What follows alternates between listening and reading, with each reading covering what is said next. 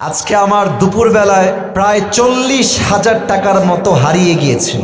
জেলার নাম বলবো না, বদনাম হবে। তো আজকে হোটেলে উঠেছি, সারা রাত জার্নি করে গিয়ে সকাল 9টায় সকাল হয়ে গেছে। তো আমি আবার পায়জামার পকেটে টাকা রেখেছিলাম প্রায় 35 থেকে 40 কাছাকাছি এরকম কিছু একটা অ্যামাউন্টের টাকা। তো ঘুমানোর আগে টাকাটা পকেট থেকে বের করে বালিশের নিচে রেখেছি, বালিশের নিচে। তো ঘুম থেকে উঠেছি, জোহরের নামাজ পড়েছি, বের হয়ে গিয়েছি বাহিরে দুপুরের লাঞ্চ করার জন্য। কিন্তু টাকা যে বালিশের নিচে ছিল আমি ভুলেই গেছি। হোটেলে খেতে গেছি, বিল দেওয়ার জন্য বলেছে, বিল হয়েছে 600 থেকে 700 টাকা। পকেটে হাত দিয়েছি, দেখছি টাকা নাই। মাথা তো আমার ঘুরে গেছে, কিরে টাকা আমি রাখলাম কোথায়? হঠাৎ করে মাথায় আসছে, আরে টাকা তো আমি হোটেলের বালিশের নিচে রেখে এসেছি। সঙ্গে সঙ্গে কোনো কথা ছাড়াই গাড়ি ঘুরিয়ে হোটেলে আসলাম। এসে খুব বিনয়ের সাথে ম্যানেজার সাহেব বললাম, স্যার আমি আবরারুল হক আসিফ হুজুর, আপনি আমাকে চেনেন। আমি আপনাদের হোটেলের রুমে বালিশের নিচে এত টাকা রেখে গেছিলাম, 1000 টাকার বান্ডিল আর 500 টাকার বান্ডিল রেখে এলাম বালিশের কাছে। বললাম, স্যার যে পেয়েছে আমাকে বলেন দিয়ে দিতে। তো দুইজন যুবক আসলো, যারা ক্লিনার, যারা হোটেল ক্লিন করে। আমি ডাকলাম, এই এদিকে আসো। ওরা আমাকে আগে দেখে নাই। বললাম, তোমরা কি আমাকে চেনো, আমাকে চিনতে পারতেছো? তো যে আমার বেড গুছিয়েছে, যে আমার বালিশ হটিয়েছে, সে বলছে, হ্যাঁ আমি আপনাকে চিনি, আপনি আসিফ হুজুর, আপনার ওয়াজ আমি শুনেছি। তো ওকে বললাম, বাবু যেহেতু তুমি আসিফ হুজুরকে চেনো, দেখো বাবা আমি তোমার সঙ্গে ঝামেলা চাই না। আমার বালিশের তলে আমি টাকা রেখে গেছি, আমি 100% ড্যাম শিওর। টাকাটা বাবা আমাকে দিয়ে দাও, তোমাকে আমি হাদিয়া দিয়ে বাসায় চলে যাব। যুবকটা মুখের উপরে বলছে, না আমি টাকা দেখি নাই, জীবনেও না, এটা সম্ভব না, আমি 1 টাকাও হাত দেই নাই।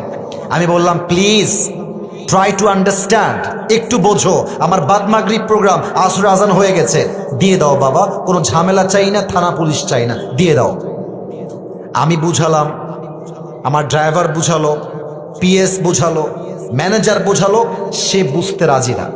এবার হোটেলে মালিক চলে আসছে, বড়লোক, শিক্ষিত, অনেক বড় ঘরের মানুষ তিনি, এবং তিনি একজন অ্যাডভোকেটকেও নিয়ে আসছে। সিসিটিভি ক্যামেরা ওপেন করা হলো, কে গেছে হুজুরের রুমে আর কে বের হয়েছে।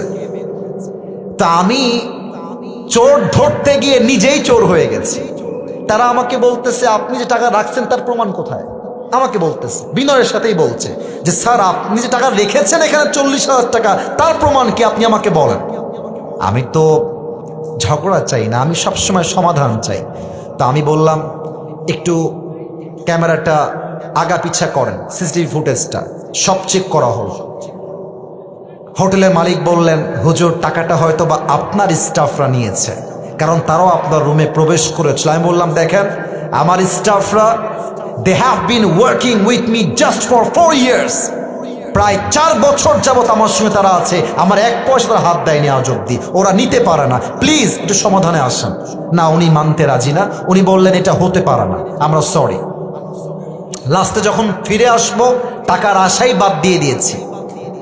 অ্যাডভোকেট তাকে আবার বলছে, এই ছেলে টাকা নিয়েছো, থাকলে দিয়ে দাও, কোনো মারামারি হবে না, দিয়ে দাও, আসিফ তোমাকে ছেড়ে বাসায় যাবে। ও বলছে, না আমি টাকা নেই নাই। আমিও টাকার আশা বাদ দিলাম, যে থাক ওইটা বাদ, ওটা পাওয়া যাবে না।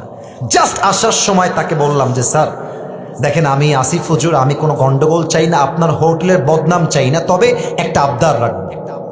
এই যুবকটা যে রুমে থাকে, চেক হিজ রুম, রুমটা চেক করেন।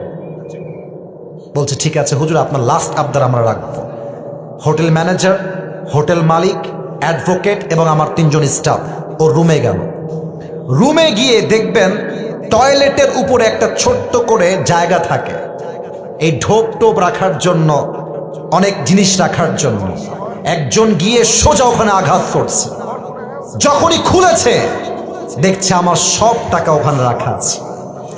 আর যখনই টাকা দেখতে পাইছে মালিক হোটেলের, ওরে ইচ্ছা মতো মারা শুরু করছে। সেই মায়ের আমি গিয়ে পরে ঠেকায় ঠুকায় নিয়ে আসলাম।